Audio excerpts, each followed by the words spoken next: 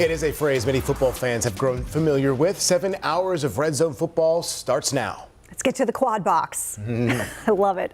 Those words uttered every Sunday during the NFL season by none other than Red Zone host Scott Hanson. And so after years of keeping tabs on every game at once, there are probably few people who know more about the needs of every team in the league, including the Panthers. WCNC Charlotte's Danielle Stein spoke with Hanson one-on-one before the NFL draft kicks off tomorrow.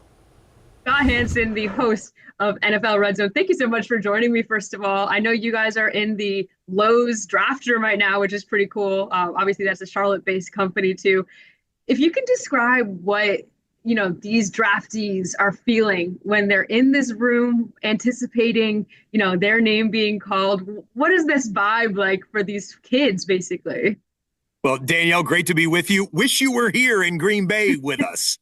I'm speaking to you from the NFL Draft Green Room built by Lowe's. I'm actually sitting in one of the chairs that one of the moms or dads or agents or one of the players themselves will be sitting in when they get that famous phone call here in round one on Thursday night. It's certainly the biggest non-playing event in American sports, but it's a festival, a spectacle, an event unlike anything else. It's so much fun. So much fun. For you, as someone who's watching every single touchdown in the NFL week after week, when you started to see Bryce Young starting to really turn it on halfway through that season, what are you kind of assessing as you're seeing his progression, especially as the Panthers are clearly doing a lot last year to invest in their offense, where now maybe it's going to be more on the defensive side of the ball? Yeah, when you take a guy number one overall at the quarterback position, you have to be a franchise quarterback. Otherwise, it's going to not be considered a good pick. And I think Bryce, obviously, his well-documented bumpy rookie season was what it was.